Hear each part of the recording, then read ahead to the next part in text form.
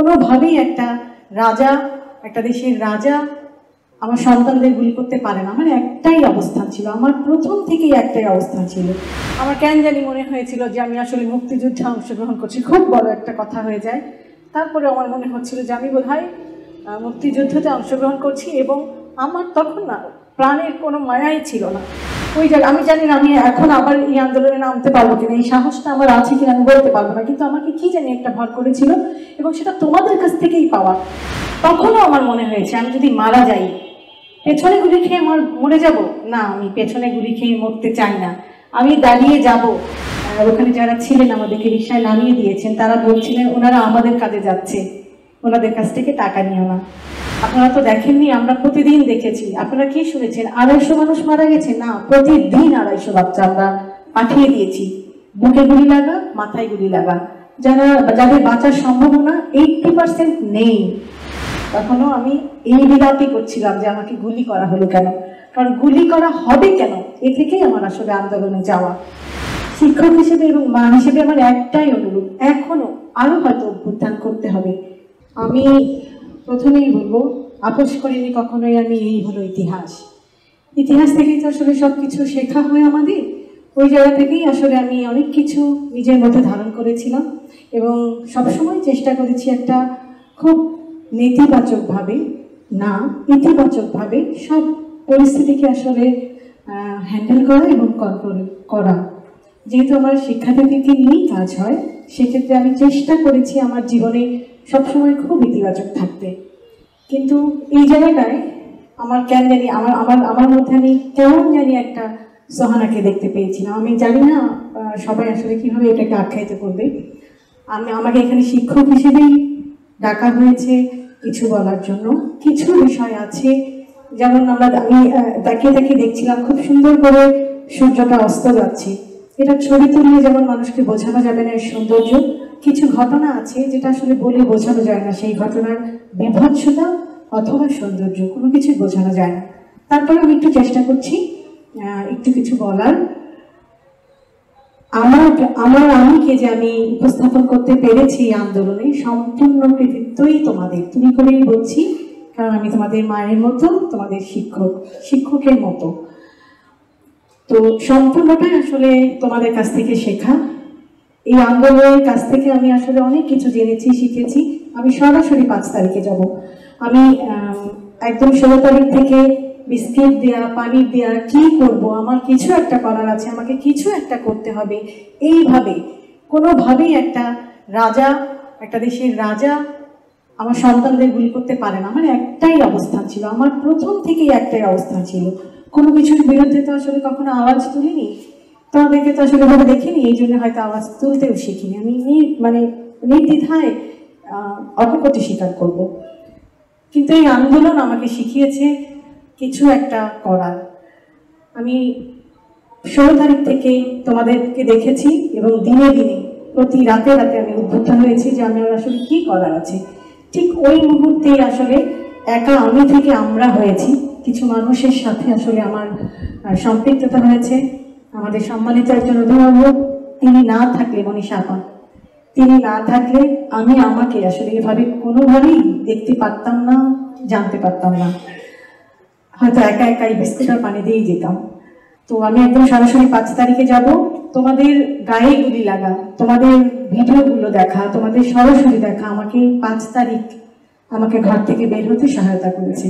ফেসবুকে দেখছিলাম আসছে ফাল্গুন দ্বিগুণ হবে, আমার মনে হয়েছে যে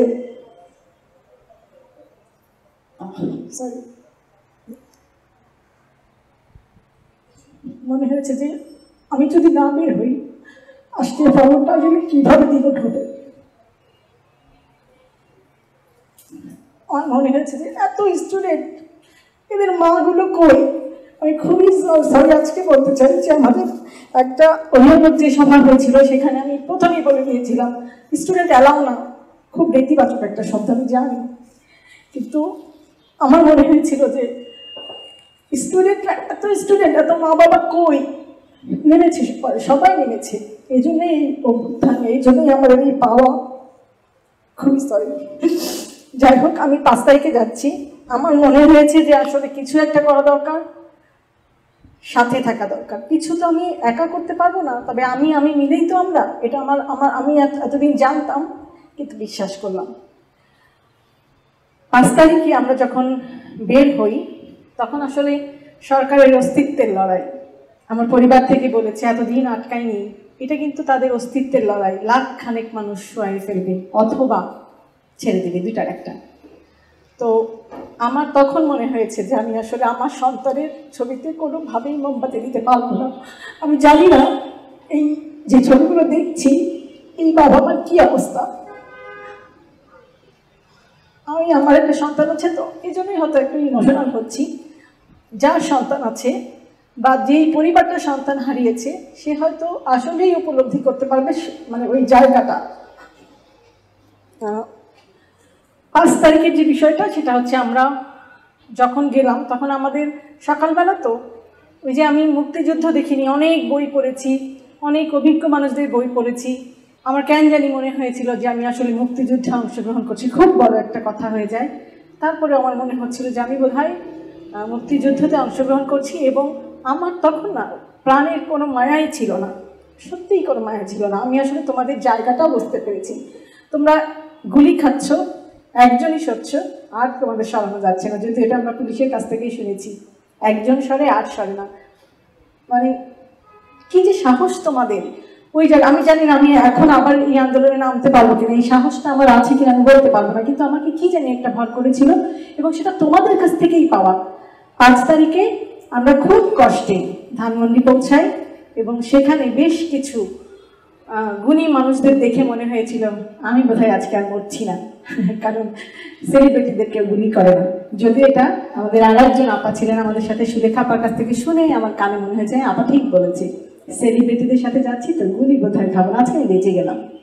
কিন্তু আমরা যখন যাই এবং লাস্ট মুহূর্তে, একদম শেষ মুহূর্তে যে গুলিটা করা হয়, তখনও তো আসলে আন্দোলনে যাইনি। ওই যে বললাম, আমি আসলে খুব সব কিছুর মধ্যেও একটা পজিটিভ জিনিস খুঁজে, একটা শান্তিপূর্ণ কথা বলে একটা কিছু করার চেষ্টা করেছি সবসময়।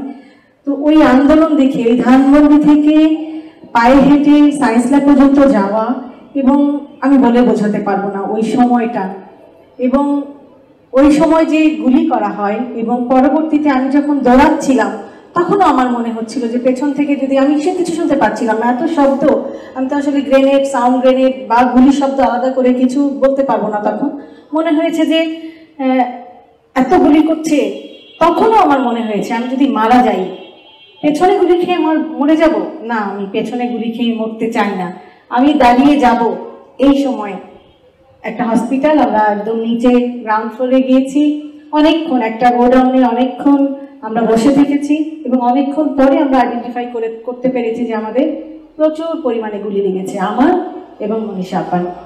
তারপরে আমরা এমার্জেন্সিতে যাই, এবং কি অসাধারণ আবেগ তাদের মধ্যে, কি অসাধারণ সার্ভিস, এটা আসলে মন থেকেই আসতে হয়। হ্যাঁ, তারাও আসলে একাত্মতা প্রকাশ করেছেন, যে সার্ভিসটা দিয়েছেন আমাদেরকে, যেইভাবে দিয়েছেন আমি পদে পদে বুঝতে পারছিলাম। রিক্সাওয়ালা থেকে শুরু করে, আমরা যখন উত্তরা থেকে একদম আমাদের দিয়াবাড়ি দিয়ে, কি একটা জায়গা আপা, বৃন্দাবন পার হয়ে, একটা সাঁকোর উপর দিয়ে পার হয়ে যখন যাই, ওখানে যারা ছিলেন আমাদেরকে রিক্সায় নামিয়ে দিয়েছেন, তারা বলছিলেন ওনারা আমাদের কাজে যাচ্ছে, ওনাদের কাছ থেকে টাকা নিও না। তো এই ব্যাপারগুলো শুনে শুনে যাচ্ছিলাম, আসলে অনেকেই বুঝতে পারছিল ওনারা হয়তো যাচ্ছে, ছেড়ে দিয়েছে। তো হসপিটালে যখন আমরা আসলে এই সার্ভিসটা পাচ্ছিলাম, তখনও শুনছিলাম যে আপা আপনারা তো দেখেননি, আমরা প্রতিদিন দেখেছি। আপনারা কি শুনেছেন 250 মানুষ মারা গেছে? না, প্রতিদিন 250 বাচ্চা আমরা পাঠিয়ে দিয়েছি। বুকে গুলি লাগা, মাথায় গুলি লাগা, যাদের বাঁচার সম্ভাবনা 80% নেই, বাঁচার সম্ভাবনা 80% নেই। তো আমরা প্রতিদিন পাঠিয়ে দিয়েছি এত মানুষ। আপনারা আন্দোলন করছেন, তো আপনারা একটু মাথাটা, বুকটা সাবধানে রাখবেন, এটা আমাদেরকে বলে দিয়েছে। আমি তখনও বলছি আমাকে কেন গুলি করা হলো, তখনও আমি এই বিলাপই করছিলাম যে আমাকে গুলি করা হলো কেন, কারণ গুলি করা হবে কেন, এ থেকেই আমার আসলে আন্দোলনে যাওয়া। তারপরে আমাদের প্রতীক্ষিত স্বাধীনতা, যেটা আমরা বলছি, স্বাধীনতার মানে তো আসলে অন্য বিষয়, কিন্তু আমরা একটা জায়গা থেকে আসলে স্বাধীন হয়েছি, এটা অবশ্যই আমাদের স্বীকার করতে হবে। এটা হচ্ছে আমার বিষয়। আমি আমি আমি জানি না বোঝাতে পারলাম কিনা। প্রথমেই বলেছি বোঝানো যায় না, বোঝানোর ইচ্ছেও নেই আমার, তোমাদের কাছে অ্যাটলিস্ট নেই। কারণ আমরা এখানে যারা আছি সবাই আন্দোলনে ছিলাম, রাস্তায় ছিলাম, অনেক লাশ দেখেছি, অনেক রক্ত দেখেছি, আমাদের এই জায়গাটাকে অর্জন করার জন্য অনেক স্বপ্নও দেখেছি। আমার একটা অনুরোধ, শিক্ষক হিসেবে এবং মা হিসেবে, দুই জায়গা থেকে তো আমি দাঁড়িয়েছি। শিক্ষক হিসেবে এবং মা হিসেবে আমার একটাই অনুরোধ, এখনো আরো হয়তো অভ্যুত্থান করতে হবে, হতে পারে এখনো একটা অভ্যুত্থানের পেছনে এই এত ত্যাগ থাকে, হ্যাঁ, কিন্তু এই জায়গাটা আসলে ভুলে গেলে চলবে না। আমরা আসলে কেন আন্দোলন করেছি? তোমরা যাই করো না কেন, একটা দোকান উৎখাত করতে যাও, একটা রাস্তা সংস্কার করতে যাও, একটা ট্রাফিক কন্ট্রোল করতে যাও, অনুরোধ করছি প্লিজ মনে রাখবে তোমরা যে কারণে রাস্তায় নেমেছো ওটার যেন ওটা যেন কোনোভাবে কলঙ্কিত না হয়। এটা একটাই একটা অনুরোধ, ওটা মানে কোনোভাবেই কলঙ্কিত না হয়। আমি 5 তারিখের পর থেকে একটা বিষয় ঠিক করেছি, তোমাদেরকে একটা স্কুল শিক্ষক সবসময় উপদেশ দিয়ে অভ্যস্ত, কিন্তু ঠিক করেছি 5 তারিখে আমি আর উপদেশ দেবো না, কারণ তোমাদের কাছ থেকে অনেক কিছু শেখার আছে। আর 80% যদি একটা মানুষের ভালো কিছু হয়, 20% উন্নতির জায়গা থাকবেই, ওইটুক রাখতেও চাই, কারণ সমালোচনার তো একটা জায়গা থাকতে হবে। সবাইকে অনেক অনেক ধন্যবাদ। অনেক আলোকিত হোক সবার জীবন, এটাই সবসময় যেন অস্ত না যায়, উদয় হয়, এটাই হচ্ছে শুভকামনা। ধন্যবাদ।